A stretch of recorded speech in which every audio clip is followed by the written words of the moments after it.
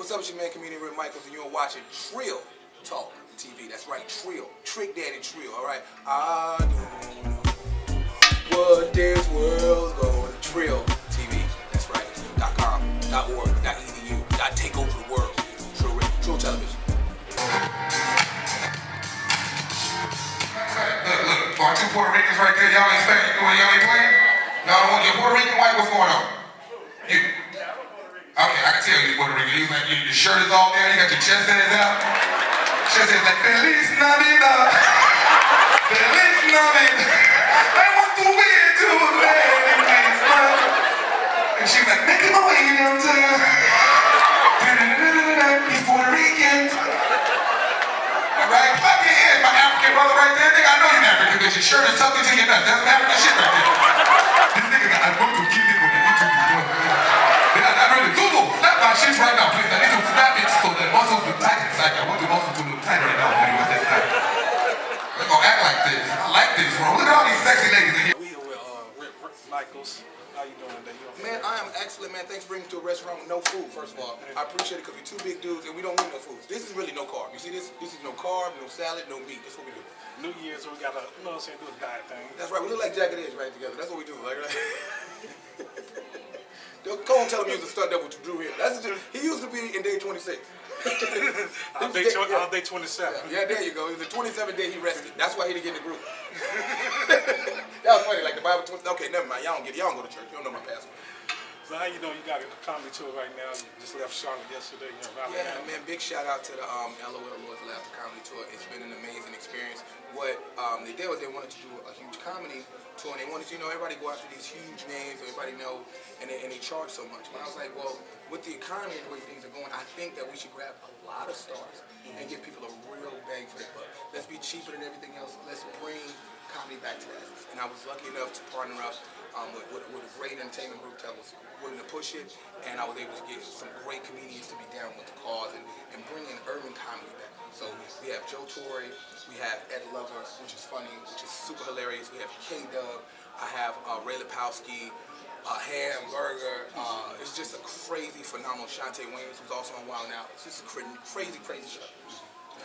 So I see y'all got mixed up a new wave with the old school legends. So because you got to do that, man. How can you have someone like myself who grew up watching Hamburger?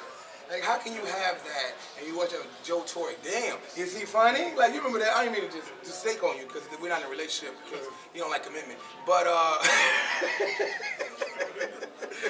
nah, I'm just playing. He's teddy bear, man. He got a Valentine's Day shirt on. And it is not February. But no, no, all jokes aside, but yeah, it's great. You bond the old with the new because that was the bridge. You can't not involve the pioneers of the craft. And it brings out young and old, and it brings out the hip-hop crowd as well as the moms and dads. So, and you got a lot of young grandmothers now, so come on. There's grandmothers, that's 13-year-old grandmothers with 2 kids on them. I had my first baby when I was 9, she had a baby when she was 9, so I'm 19 and she's 12. Like, they in the same high school together. Yep. So, doing track videos. That's real, that's Trill. That's not real, that's Trill. So where you from? I am from Chicago, Illinois, born and raised in Chicago, and I live in New York now, so big huge experience. I took the transition from being in Chicago to move to New York. Actually, when I moved, I'd never been in New York, no family, no friends. Just first time ever. I literally got off the Greyhound bus and I slept on the streets of New York for like a year. I was homeless for a year. When I say homeless, I mean homeless. I like sleeping on somebody's couch. I'm like homeless. I wasn't dirty though. Don't get it twisted. I wasn't dirty. I wasn't making a change. There was no crack involved. A lot of people think it's crack, but no. I just wanted to know if I was funny. So what I did, I just got off the Greyhound bus and I followed my craft. Started doing a lot of open mics, and that transpired. And I took showers every day at Bally's. I had a Bally's gym membership from college when I graduated, so I just stayed and showered at Bally's, kept my clothes in the locker, and it took off. Big shout out to Christina Milian because she gave me my first shot. She did. She put me on her show Becoming, and then she put me in a movie 11 Cost of Fame. So it's been a journey since then. My comic views and Bad Boys and all that. So what made you get into comedy? You say I'm gonna be a comedian. I was always an ass. I don't know if I can cuss because I don't know if it's on your pastor channel, but could you do like a church drum? I'm sorry, you do play the drums. Listen, no, so I've always wanted to be a comedian ever since seeing Def Comedy Jam. That's really what pioneered me to get into stand-up. Watching that and watching Martin and like, wow. And I never forget, I was always silly, and my teacher saying, if you're gonna act like an ass, you should at least get paid for it. I was like, that's a job? That's a real job? You tell me I'm learning all this geometry and shit, and this is a job where I can just be an ass? Is there a clown school? What is it? So to find out that it's actually a craft is great. I've been doing all my life, and I just transcended to this. Pay it off. Yeah. Not only to pay off, I always dreamed of being on Def Jam. Like, that was my dream as a comedian to take it there. And then big shout out to the Hood Comedy Jam, which is coming on Showtime. So I've actually now have my own vehicle. So I'm the host of the new wave of Def Comedy Jam, like the Rebirth. So, and it's got some funny dudes on it. It's got Ronnie Jordan, K-Dub, Shantae Wayans, Sheena Franklin, Teray, Zab Neer, Gerald Kelly. It's just a list of nothing but the funniest urban comedians in the country that you probably haven't seen in a long time, or just wonder what happened to, or don't even know. I mean, I scout the earth for the very, very best. So, and that's coming out. It's gonna be great. It's gonna be a great experience. The Rebirth Comedy with the Hood Comedy Jam. So, You know when that's gonna come out? it should be coming out late March. But with production, you never know pinpoint days because it's all about marketing and timing and what shows they pair against. But it's scheduled to come out in March. Okay. So how did you get on Wild 'N Out? How did that come about? I actually worked with Nick Cannon first in the movie Little House Spain. I was real skinny. That was like right after I came to New York, and I was in Dallas every day. I was like all the way to 120. I was so small. And I met him on the set of that, and we just, I've known him for a lot of years. But when I'm a single father, so when they first did the very first Wild 'N Out, they were looking for people I couldn't do, and moved to LA. It was shot in LA, and I had my daughter, and I've been raising my daughter for the last 7 years myself. So I didn't have the comfortability to take a newborn baby and just go and say by myself as a dad and be like, oh, come on. Because I can't breastfeed. So no matter what you do and how much you love your daughter, you can't breastfeed. Bill Cosby messed it up. Yeah, I do actually hair. I don't know if you caught that last part, but never mind. You just try to go over it. But I do my daughter hair, and it's weird because it's all the way down her back. So it's like, I got some ill hairstyles that I do for my daughter. And don't look at me, it's not the Frank Ocean side of me, it's just that I'm good at it. Because I got tired of taking my daughter to the salon every day to do her hair, and her going and looking in school like this crazy, because all I can do is the 2 ponytails or the 2 poofs. So now I'm doing the washing sets with the Dominican style, so I do all that. Yeah, I do all that, getting up every morning, curling out, flat iron, I'm good. I'm not gonna open a salon, not till later. Not till later. But yeah, I got on Wild 'N Out for the first time they came to New York.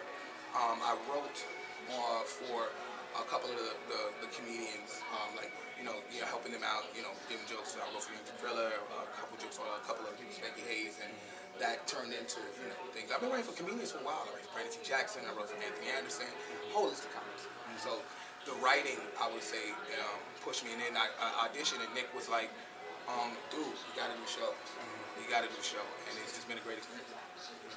I'm gonna wonder about, because y'all go in hard on Nick. Does he ever get mad after the show is over? Like, The funny thing about Nick is the most comically creative person I've ever met.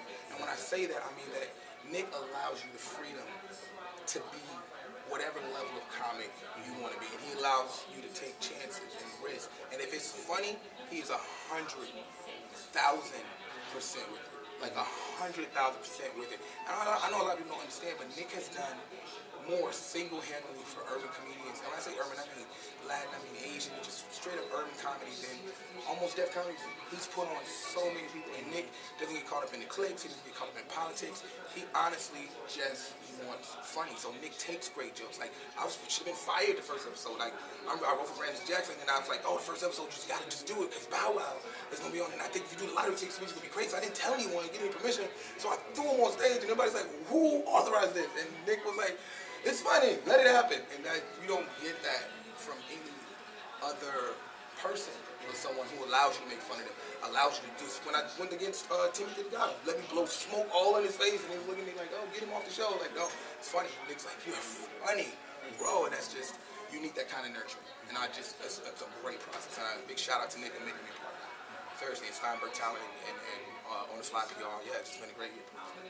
so where you see yourself in the next 5 years? Well, in the next 5 years, not in prison. That's number one. But most important, I see myself in the next 5 years. After shooting that comedy special, because Nick, what he did this year, I don't know if you paid attention, but he gave comedians a final chance to just take it to a whole nother level. He allowed you to do stand-up comedy for the first time ever. That's a huge, that should be a part of Black History Month. That you don't get that where you get to do stand-up special. Like, they don't really put stand-up comics on MTV. Like, that was so huge. and groundbreaking. And he did that. He gave me a 30-minute special, and he aired it on Christmas Eve, which is like one of the most watched days for home. Because everyone's home. College students are home. We're not doing that Christmas Eve. Yeah. So to actually allow me not only to do it, but to air Christmas Eve was career changing. That was a big, huge thing, and then my joke, Clatch It, just trended on Twitter. Yeah, classy ratchet. When you classy, but you ratchet. So next thing I look up, it's just like, you send everybody, oh, you Clatch It music, Clatch It. You got like 150,000 retweets in hashtags the very first night it aired. So it's just been, I was like, wow, that's God. When he do it, like, who knew some simple joke that I was just making fun of my girlfriend because I dated a girl that worked at Applebee's, okay? And when I tell you she was hood, she was hood. Okay, she's been at Applebee's 7 years, she ain't the manager, nothing, she's still a server. So that means you have no goals. I mean, you're not even working at Chili's, you just still Applebee's, like, and I blame myself because I was eating good in the neighborhood at the time. And there's nothing wrong working at Applebee's. And I'm not saying that, but when you have no other goals besides working at Applebee's, and you're not even moved up the ladder, like you still got the uniform pants on from 7 years ago when you still checked in, it wasn't gonna be good. Plus she shoots dice. And never ever dated a girl who shoot dice in front of the church. So, I ain't gonna say no names. So, how you doing, Shannon? Anyway, if you ever want some good Applebee's, it's pussy. That ain't gonna cost a lot. No, I'm just joking. I'm just joking. Playing around. trying to She get clapped. your She clapped. get your door. Go ahead, get your door. She clapped. So, what movies you got coming up? I did a couple different projects. I got a couple episodes of Nurse Jackie that are coming on. I did that. I did a couple episodes with Brandon T. Jackson on Hulu. I had a show called Deadbeats, and I'm also going to be on Blackish. Do a couple episodes of that as well. And I'm working on 2 film projects. My next film project actually is The Lucky Guy. It's executive produced by Spike Lee. That's Charlie Murphy and Brandon T. Jackson, Bow Wow in it. It's making good. So that's coming out. And it's directed by Alex Wright. So, yeah, Alex Wright's been Spike Lee's DP for like the last forever. So 48 Mules. So that was good to work with him. So. When you saw Spike Lee the first time, what you say to him? Was like, Mookie? I was in awe. Like, I'm really a fan of people like Nick and like Spike who literally take and transform their lives and transform the lives of others through their work. I mean, to sit there and say, you know what, I'm going to make my own film. I want to do that. And that's what the Hood Comedy Jam was. It was like literally, after 30 minutes special, I got off an hour special. And I was like, well, instead of me doing an hour, I would like to take that and I would like to spread that and let's put the funniest comedians out together and let's do that. Okay. And give some people some words of encouragement. Words of encouragement.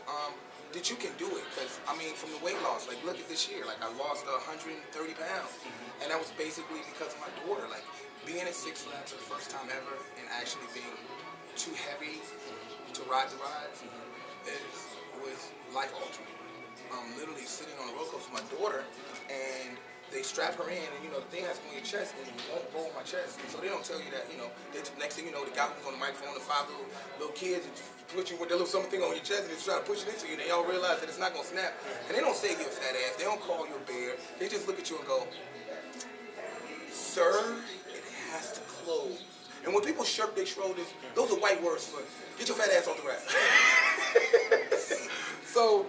Seeing my daughter have to, and they don't put nobody else on the ride, so now they just buckle it in, and in the visible scene, my daughter's going to roller coaster. That's not even the worst part. The worst part of the whole roller coaster thing is that my daughter is trying to be sad because she has to ride by herself. And she's like, she felt bad for me, and she's like, I'm so sorry that you can't get on the ride. And I was like, well, how is it? She's like, yeah, it's not the same without you.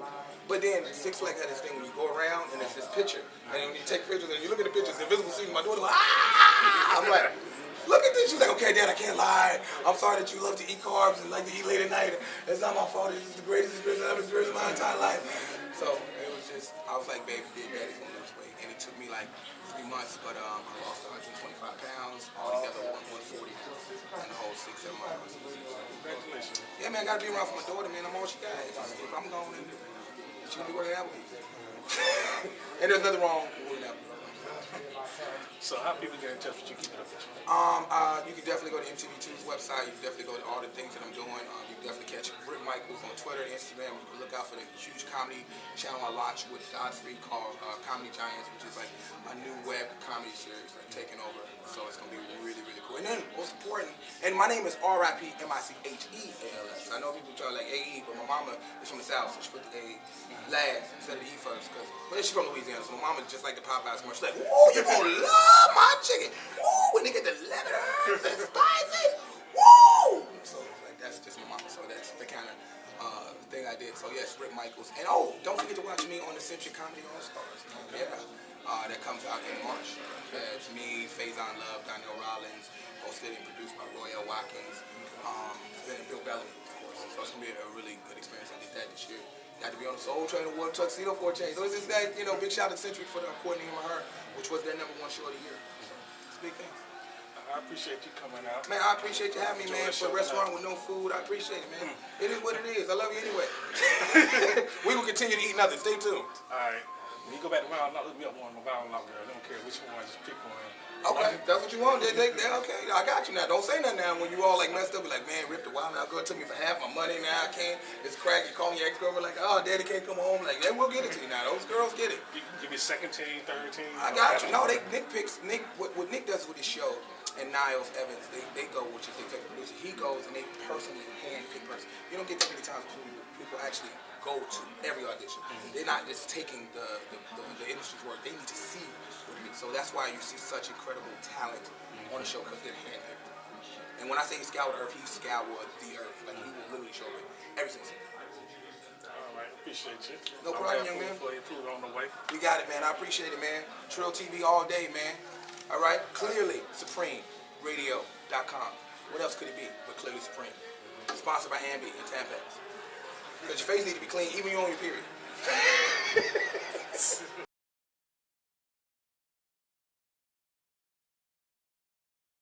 Thank you for watching Trill Talk TV.